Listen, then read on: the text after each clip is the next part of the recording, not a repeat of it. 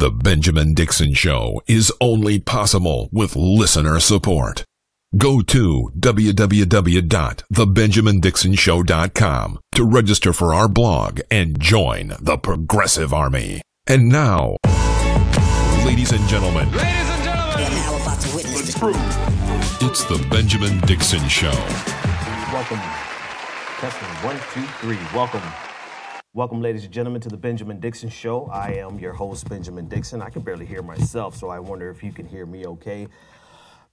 As always, you can weigh it. Well, first of all, before I start, good morning. This is our morning show. This is going to be a very low production show this morning because I am still recovering from the new year, but I wanted to get the ball rolling this morning. I wanted to get us a chance. Let me see if I can boost my microphone enough. There. That seems to be a little better for me. I wanted to get a chance to speak with you, the audience, particularly our patrons. Thanks so much for all of your support. Thank you for sticking with us through all of the different changes. This is our most recent change. We're live now at somewhere between 9 and 9:30 in the morning. We'll get that finalized in due time. But as always, I have to thank the patrons because you guys rode with me through every transition, quite a few transitions. And so here we are. There's a lot in the news that I want to discuss. I may not get to all of it today. I do want to discuss Erica Garner. Remembering Erica Garner, and also the Iranian protests that are happening. I think it's a fascinating case study that we can use to really examine the motivations of people when it comes on the international stage. Let me put it like that. Because, you know, if you've listened to me any amount of time, you know my actual training, my actual expertise is in international relations. And I always find it fascinating when you have the intersection between progressivism, leftism, international affairs, and neoconservatism. When those forces collide, it really creates an opportunity for us to have good analysis. So when we talk about the Iranian protests, admittedly, it's going to be more of an academic sense, less than any of the, and this is not to insult any of the positions on it, but less sensationalized, because I think it's important that we actually understand the different lenses that we can study this through. Shout out to, well, a whole litany of people that I want to thank this morning that if I actually start, I've already messed up. So I want to, this issue with Erica Garner, first and foremost, and unfortunately there is an issue. You would think that there would be an opportunity for us to simply mourn Erica, who passed away Saturday after suffering a asthma-induced heart attack that put her in a coma for a week. She had the heart attack on Christmas Eve, and she passed away on this past Saturday. And as we mourned her, as we mourned her, we were reminded by quite a few people that, hello to everyone in the chat rooms, we were reminded by some people the different issues that Erica Garner was not progressive or intersectional enough. And before I get to that, I want to make sure that we remember her first and foremost as a human being. As a mother, she recently gave birth to her second child. She was only 27 years old. She was a daughter, her father, her mother who's still living, and then her father, Eric Garner, who was killed by New York Police Department officer Daniel Pantaleo, or Pantaleo, depending on who you speak to. Eric Garner, who was killed, his last words were, "I can't breathe," which galvanized an entire movement. People saw this video. A man who was doing nothing wrong, placed in an illegal chokehold. This catapulted Erica. She had the opportunity. I was listening to NPR this morning, and she had the opportunity to deal with this in a way that most people do when tragedy strikes their family. They deal with it internally, personally, and with their family. But Erica said, no, I'm going to use this to make an effect change. And she did that for 3 years. She fought in this movement, not only on behalf of her father, not only to help the people help remember her father's name, but also on behalf of other people. She got involved politically. I'm telling you, she was fierce. Can I tell you the number one thing that I will always remember about Erica is how fearless she was. Absolutely, absolutely fearless. And some people were terrified of her because she was an individual who had nothing to lose, right? She had nothing to lose, and she had 0 F's to give. And that's a beautiful thing, but it's also a terrifying thing when you're in this culture, particularly like me. Let's take me, for example. I generally try to be as fastidious with every word because I know how every word could be used against me. But then you see the freedom that Erica had, the freedom that was not cheap, right? This freedom was very expensive. Erica earned this freedom to say whatever the hell she wanted to say through pain and struggle and the death of her father. And so it was refreshing to see this freedom. But when you paused and considered what she went through to get that freedom, you realize that it was not only the freedom to say what she wanted to, it was emblematic of the price that so many people pay. Unfortunately, so many people have had to pay in the United States of America when dealing with police violence, particularly towards black people.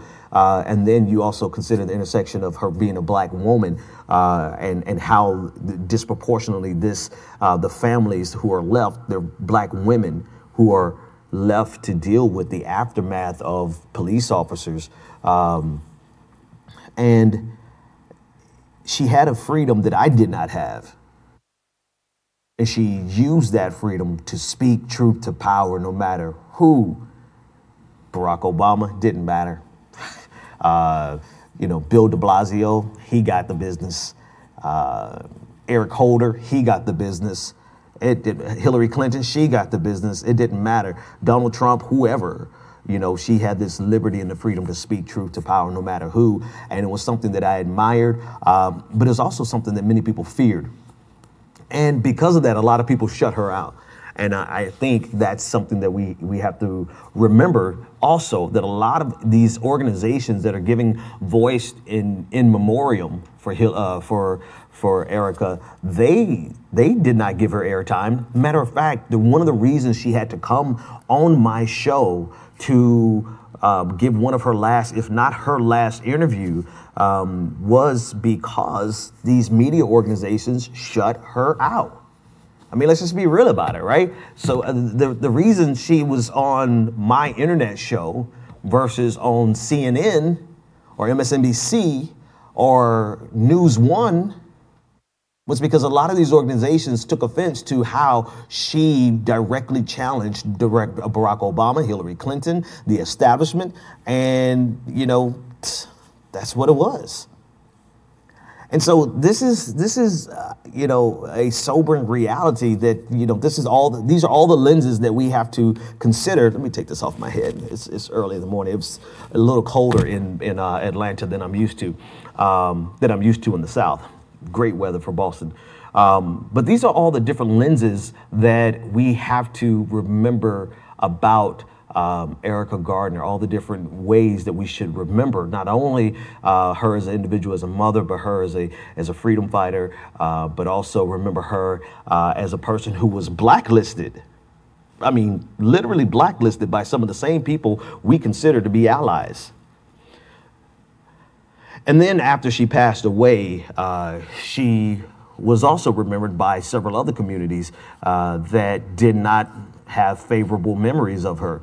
The LGBTQ community, they pulled up tweets of Erica making statements that were considered to be homophobic. Then there was the immigrant community. Several people approached me in my mentions because of the tweet that went viral or whatever, saying that, you know, that she didn't have any respect for the immigrant community. And then, of course, you have the Hillary Clinton, Obama family who, you know, not literal family, but that cabal of people on the internet who, if you ever say anything wrong about them, then, you know, it doesn't matter who you are. If you ever say anything bad about Barack Obama or Hillary Clinton, then you are, you're on the outs. They remembered her in a very negative way. And, you know, my honest take, if I were to be true and honor Erica and be as free with my words as she was, I would tell everyone who has something negative to say, go to hell. You know, she hasn't even been buried yet. And, you know, if you saw her as an enemy, that's one thing. I mean, sure, go ahead, say what you have to say. But if you considered yourself to be even remotely close to being an ally with her, then to me, here's what I was thinking. A lot of people, a lot of people called me out because I basically said this, for all the people, all the different groups that are attacking or, you know, pointing out all the negative things about Erica Garner. All of you will be moved. You would have moved on next week, and for the rest of our lives, we're going to do our part to make sure that people remember Erica in a positive light. Right. So that was the essence of the tweet. And a lot of people jumped into my mentions about it, criticizing me or critiquing me for not giving them an opportunity to say what they want to say. And here's the thing with criticisms and critiques.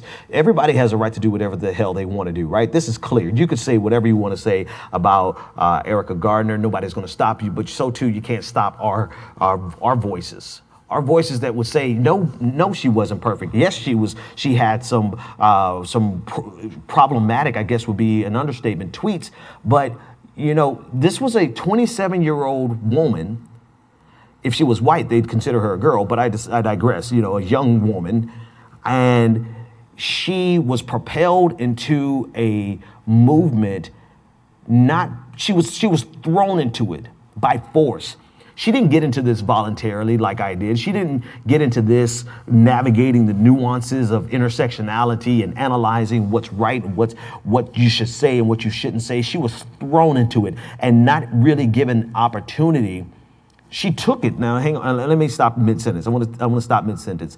One of the criticisms comes from the LGBTQ community, and then subsequently you can find tweets on her timeline where she says that she has to grow in this area, that she's learning about her language. Particularly, it was her language. She was attacking someone with ye old language from the streets. Like, I mean, can we just be realistic about it? She had the language of the streets.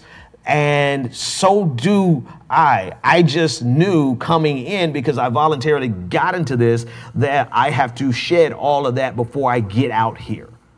Right? So I had the luxury of coming into this fully aware of what I could and couldn't say. And so she brought in the language of the street and used some words that were homophobic, that was a standard, a standard attack that you would get from somebody on the streets, particularly in the black community. And this is not to justify or say it was right, but this is to underscore the fact that she was not perfectly intersectional. One, because she was thrown into a national spotlight at an early age, almost against her. She didn't ask to be on this stage. So if I were to thread all this together and to move on past it, it would be this, that she died before she got an opportunity to complete her journey towards intersectionality. She died literally doing this work, right? Literally out there. And one of the last things that she said to me was that this was wearing down on her, that the stress was getting to her, and that the system beats you down. She literally died during this fight. And people see this time as the perfect opportunity for better or for worse, good or for bad, however you see it. Some people legitimately view this as the right time for them to point out her problems. I disagree. I think that it's the right time for us to mourn her and to bury her, and then whatever. But if you choose to criticize her because she wasn't loving to the immigrant community, or she wasn't loving to the, I don't care about the Obama coalition, those folks, you know, if you don't like her because she criticized Obama, I've got nothing to say to you. But if you have legitimate grievances from the LGBTQ community, speak your piece. Nobody's going to stop you from speaking your piece. But also, I would say that we're going to remember more of the good things about her than the bad things about her, because she literally died doing this work. I do have phone lines up, 857-600-0518. I want to get your input as always. You can weigh in on the discussion. There's so much more to discuss with Erica, but I think I want to leave it there, mainly because I don't know, not a lot of. It's been a really rough week. Anybody who was remotely connected to her, anyone who ever did work with her, you'd understand this has been a really rough week in that regard. We'll read some comments from the comment section. The Black Identity Extremists, I'm guessing BIE stands for Black Identity Extremists, in the chat room says that imagine if the last images of your loved one being murdered in real time. And she pointed that out.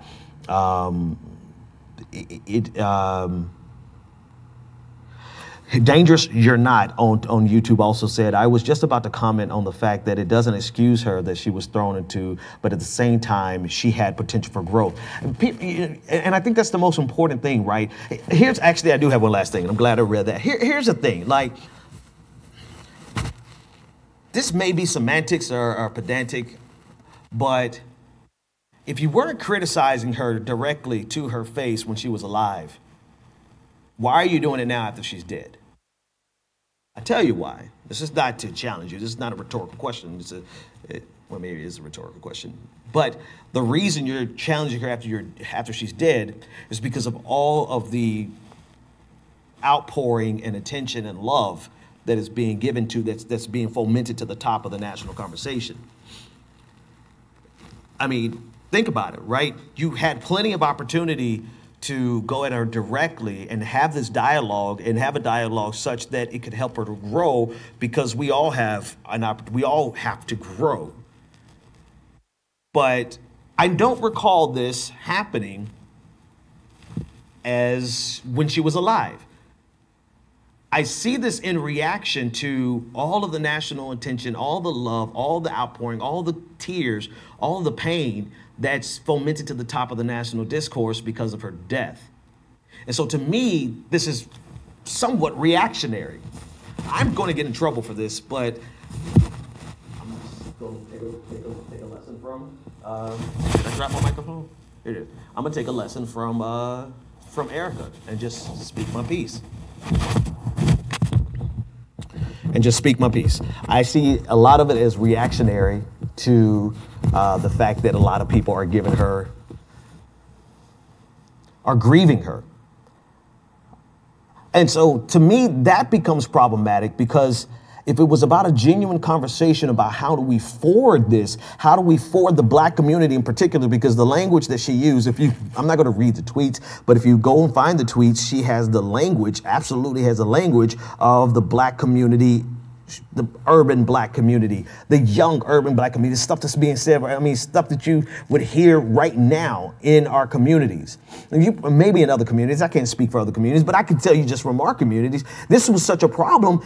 Remember when Kobe Bryant, let's speak on the LGBTQ problem with Erica Garner. Remember when Kobe Bryant got in trouble for saying almost the exact same phrase on a basketball court?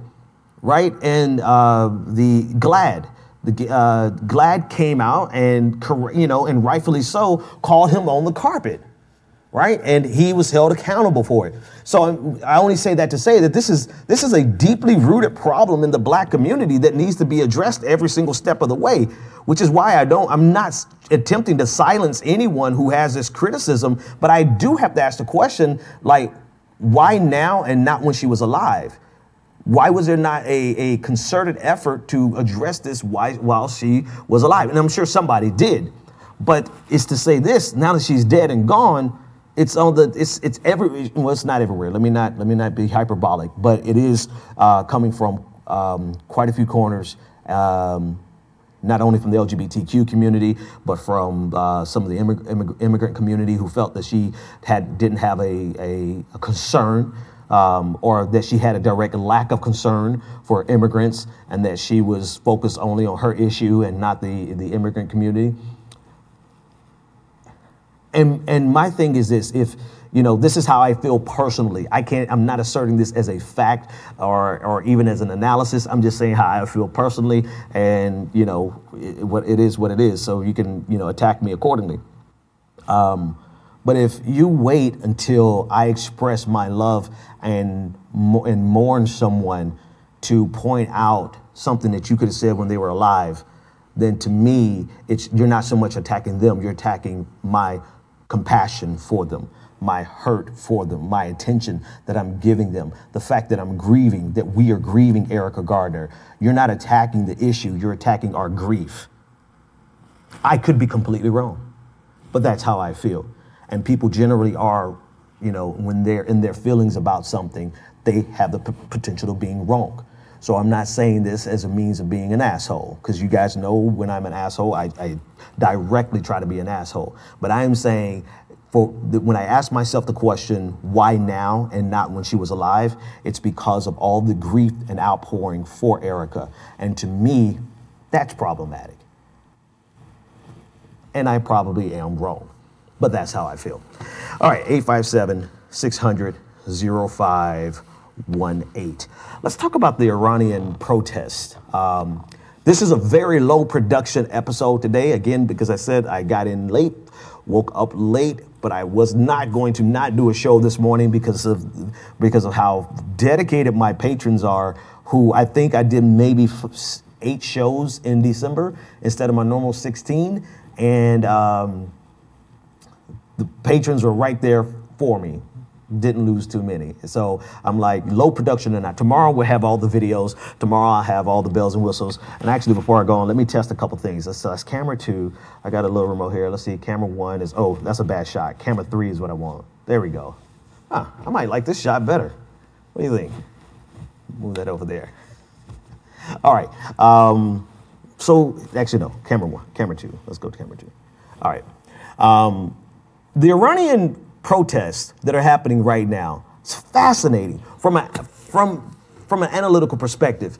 So you have a counter-government, anti-government, however you want to phrase it, whatever the proper phrasing is, protests that have been spreading across the country. One of the things that stands out is that it's not only happening in Tehran, in the intellectual circles, it's happening in far-reaching, not no name, but really unknown corners of Iran. And part of the protests this time have been very outspoken opponents against the government because of economic reasons. The high unemployment rate has been cited as a reason for some of the protests. Other reasons has been anti-Hezbollah there's a image that has been created of a woman who took off her hijab, and so there's a resistance to some of the fundamentalist Islam that is a part of the supreme leader's regime. And so there's a lot of different forces behind the stated reasons for the protest. The supreme leaders tweeted out this morning that he believes that this is an attempt by all of Iran's enemies to undermine the regime. Clearly. So I want to start this off by saying that I'm going to pretend as though I don't have a dog in this race, a horse in this race. To say I don't probably would be disingenuous, because at the end of my conclusion, I'm probably going to have a side, so to speak. But I'm going to do my best to be as unbiased in this as I can, because I think it's revealing to every single side. It reveals every single side in this. The Supreme Leader saying that that this is an attempt by the enemies of Iran to undermine Iran. Clearly that's the case. Saudi Arabia has come out in favor of the protesters. And do you know what Saudi Arabia does to people who dissent against the kingdom? You know, Israel, the Prime Minister Netanyahu put out a video. I was going to play it today, but I didn't have enough time to get the production in the system. But he's come out in support of the protest. Donald Trump, the United States, you know, I don't even want to speak in terms of Donald Trump. Let's just say the institution of the United States has come out in favor of the protesters. And do you know what they would do if there were direct challenges to the capitalistic, imperialistic regime in the United States? They would crush it very quickly. So, of course, these are enemies of the Iranian government who are happy to see these protests. There's no question about it. There's quite possibly money involved, operatives involved. I'm not saying that because I have a direct line of evidence to that. I'm saying that because we do that. We've done it historically. We're going to do it again. If we weren't doing it before today, we're definitely doing it today. We would have found, like, even if we weren't, the United States particularly, even if the United States was not behind the catalyst, if we weren't the catalyst for the protests, and we didn't start it with our funding, and we didn't start it with our operatives, once we saw it, you damn well better believe we sent money and we sent operatives. That's just what we do. There's no big conspiracy there. There's nothing controversial about what I said. That's what the United States does historically. So to see Saudi Arabia, Israel, and the United States on the same side against the government, the Iranian, the Republic, is quite obvious, to say the least. All right. The flip side of this, though, is when you look at it on the international stage, one thing that jumps out are leftists and leftists who really kind of have this general view, and I'm just kind of analyzing all of it. Leftists have this general view of American imperialism, and anyone who is on the opposite side of American imperialism, they generally get a respite from leftist critique, and that's putting it very mildly, very, very pleasantly. Right. Leftists generally see American imperialism abroad as the greatest threat, as the greatest evil. If you ask leftists what's the greatest threat to peace on the international stage, they would say American hegemony, American empire, without question. But this fascinatingly puts leftists in a quagmire where we have to ask ourselves the following question.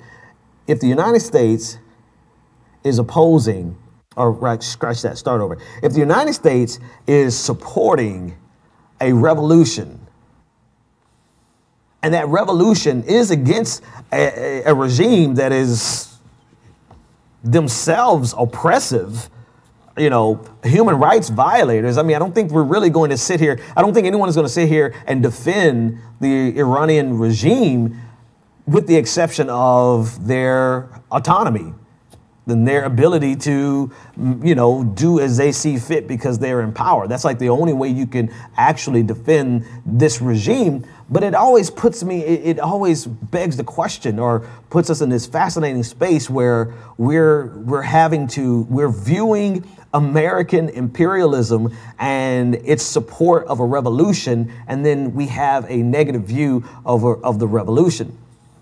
And again, I don't have a horse in this race, not for this analysis part, or this, you know, as we think this through, not really analysis, we're just thinking this through, because I think it really exposes some hypocrisy all the way around the board. For example, the biggest hypocrisy would be America in general, as represented by the Trump administration. And if we were talking in regimes, it's one consistent regime for a very long time. It's the American imperialistic capitalistic regime. That's the consistent regime. But look at all of the right-wingers in the United States who are pro-revolution, who are supporting these protesters when you can't even bow down on you, bend on a knee. You know what I mean? These are the same people who attack you protesting here in the United States in the most measured and nonviolent way imaginable. Yet they support the revolution. And I mean, and don't get me wrong, it's not as though it's not as though it's inconsistent, right? It really boils down to this. What are they rebelling against? What are they protesting against? And if what they're protesting against falls in line with America's global order, then of course you're going to get Republicans, conservatives, neoconservatives who would support protesters in this case, but simultaneously crush protesters anywhere else. If these protesters and the quote unquote revolution, which is not really a revolution, the Green Revolution was the actual revolution back in 2009. But if these protesters were supportive of ideologies that were counter to Western culture and counter to capitalism and counter to anything else that is supported and promulgated by the United States, then we would just as soon install a dictator to crush that revolution as we would support it in this case. And that's the part I think we may overlook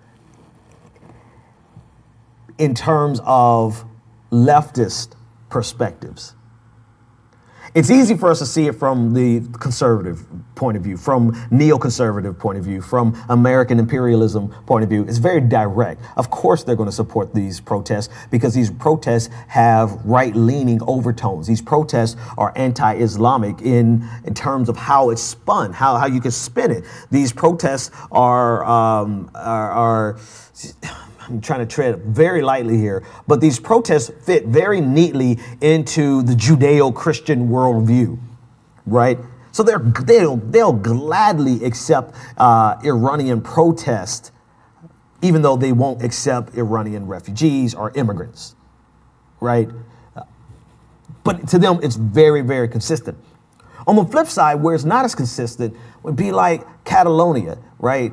You know, in the sense that this revolution in Catalonia was not a leftist revolution. It was more right-leaning in a sense. So what do you do as leftists when the revolution that's happening is not a left-leaning revolution?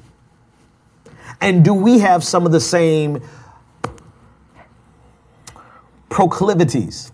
That's the best way I could put it. Do we have some of the same proclivities when it comes to just simply supporting people who have our exact ideology or a close ideology and opposing those who don't?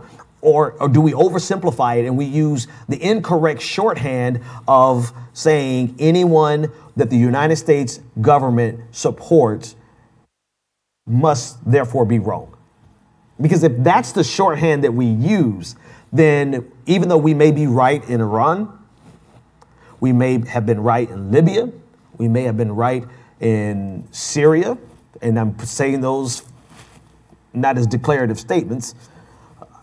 Even though we may be right in those cases, there is the potential for us to be very wrong in some cases by simply using the shorthand analysis of if America supports it, then it must be wrong, particularly on the international stage. I don't think that this case, well, actually, this case in Iran might be. I'm thinking it as we go here. You guys know how this goes. If you're new to the show, you've never seen it before, the evening show, we just take our time and really think these things through. We think about live. I look at your questions. I'll discuss your questions. You can call in, give me your take. But it really could be the case that we're wrong here, because it's not as though the Iranian regime is a beacon of light for human rights. We also know simultaneously anything the United States gets involved with, we utterly screw up. This is not a case whatsoever. And I could already hear people misconstruing this as a case for interventionism. It's not. It's saying that if these people who are rebelling against their government, for whatever the reason that they're rebelling against their government, do they not have the right to? And the obvious answer from a leftist perspective must be yes. Of course they have the right to protest. Is their right to protest lessened by the fact that it's perfectly fitting into the worldview of neoconservatism? That is the question that I want to take more time to think about and analyze it. And I probably put it in a far more coherent podcast where I just lay out the case. But this morning I couldn't help but thinking like, man, it's not as though the Iranian people are totally on board with the Ayatollah, if they've ever been totally on board. You know, so if the majority of the people would support this quote unquote revolution, which is not yet, it's just protest right now, if the majority of the people would support it, should we as leftists not support it because it fits perfectly into the playbook of neoconservatives, of Israel, of Saudi Arabia, people who are in regimes that are themselves problematic, and problematic doesn't actually capture it. It doesn't capture it at all. That's what I want to know from you. That's the question. So let's take a look at some, let's take a look at some feedback from YouTube. Here's the thing, the West, let's see, dangerous, you're not, and it. I'm gonna start here with and it on YouTube. If America supports it and it's outside the border and it's after Vietnam, they're probably wrong. I appreciate that comment, but that's precisely the shorthand that I'm referring to, right? The shorthand of if America supports it, it's probably wrong. At least you put probably, right? And the reason you put probably is that I would say odds are, you're right, and odds are if it's international and America supports it, because here's what America is going to do. If you want a shorthand analysis of what America is going to do, if it supports capitalism, they're going to do it.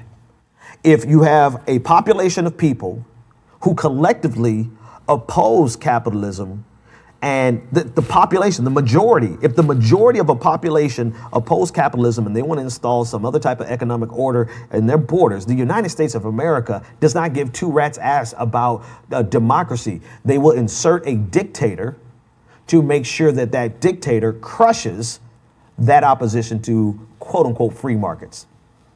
Monopolistic capitalism is a more accurate phrase. So we have a track record of doing that. 99% of what we do on the global stage has absolutely nothing to do with human rights. Pardon me. Human rights has nothing to do with spreading democracy, because we'll crush democracy and install a dictator just as fast as we would support protesters and to foment a right-leaning capitalistic system through popular dissent.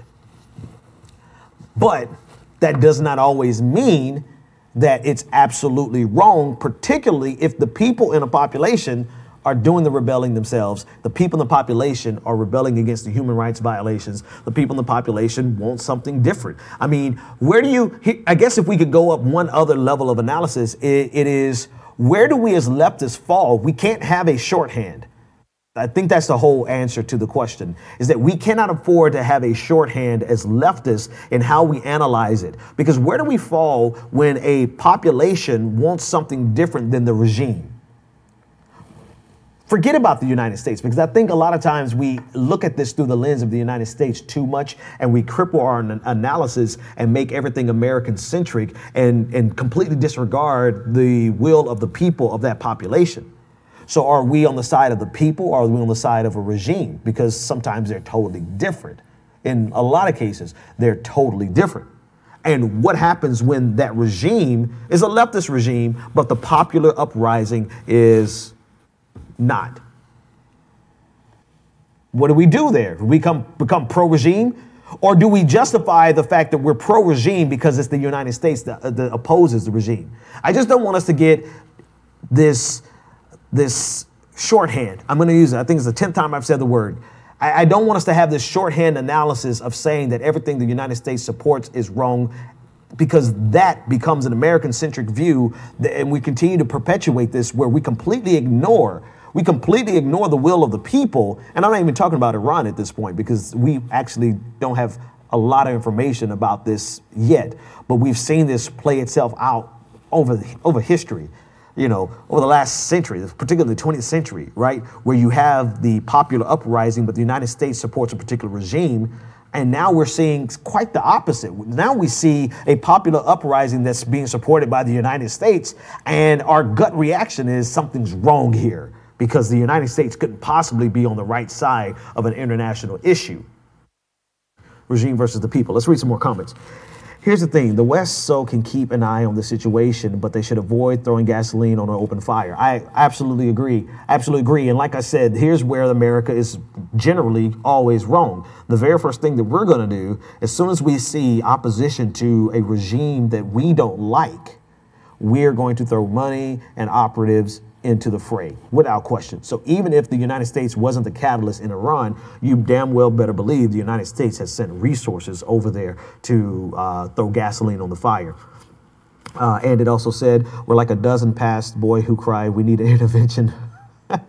No, there's absolutely zero need for intervention. There's absolutely no need. And I think what we're building towards, a lot of people are fearful of this, and I agree, I am fearful of this, is the more people who are killed and the more they galvanize those images and put them across the internet, the more people are going to start the language of intervention. But here's the thing.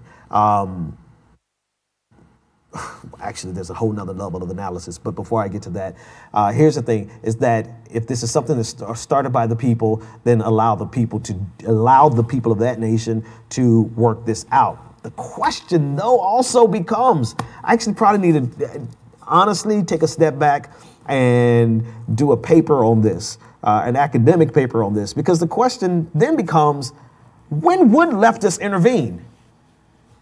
Forget about Iran, forget about Syria, forget about Libya. I'm not talking about America's model of intervention, because we've seen America's model of intervention, right? We're not talking about this right-leaning neoconservative model, which really is representative of the American regime. I'm not talking about that. I'm not talking about what we did in Libya. I'm not talking about what we did in Syria. I'm not talking about all the things that we have in our hand. I am curious, though, at what point would leftists intervene in any scenario? I'd like to game that out with some people. Let's read some more questions. The U.S. should work with the UN to figure out peaceful solutions. Sometimes working with the UN to figure out peaceful solutions can become a colloquialism for intervention. And in this case, I would be glad to have opposing voices on the Security Council to veto any type of UN intervention, because we are so far from having to have that conversation. Right. And the only reason we have to have that, the only reason it's coming into the conversation now is because you have, I believe, 9 to 15 people who have been killed. And you have people like John McCain who are making statements about how we should support them. And that generally translates into intervention, which I am 100% opposed to, because there's absolutely no reason. The thing about it is, though, I guarantee you America's already intervening. Again, if I can say it for the third time. We may not have been the catalyst for it, but as soon as we saw it, well, you know, the CIA funneled some money and some operatives on the ground, without question. Let's see. The worst part about this is that he is already heralding the third apocalypse. I think you're talking about Donald Trump. Absolutely. Let's see. Somebody get Doe from his work. It would explain, but I want my man Ben. There will be crickets coming from Trump's Twitter feed. Dangerous or not, dangerous. And a lot of you guys are really active. And you know what? I have not checked Twitter, nor have I checked Facebook. But OK, so check it out. This is where I think I'm going to call it for today. We're going to start again tomorrow morning. This is going to be 5 days a week. Greater production value, everything, all the above, all the above. Thanks to the studio here for allowing me to use the studio to have HD. I couldn't handle streaming from home with a webcam anymore. It was just, you know, once you go to HD cameras, it's very difficult to go back streaming with a webcam. And then 2, I want to thank our patrons. We can't do it without you. Thanks so much for your support and riding with me. And since you guys rode with me through like 6 months of a transition, we're here 5 days a week, every morning, somewhere between 9 and 9:30. I can't promise you 9, but definitely between 9 and 9:30. And that's it. So with that in mind, let's see if I can do this correct.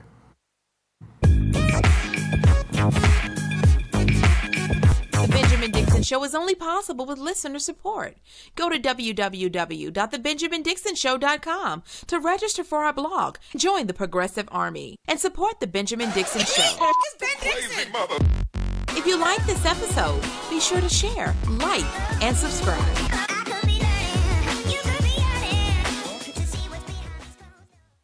Consider becoming a Patreon. Go to www.patreon.com/The BPD Show and support The Benjamin Dixon Show.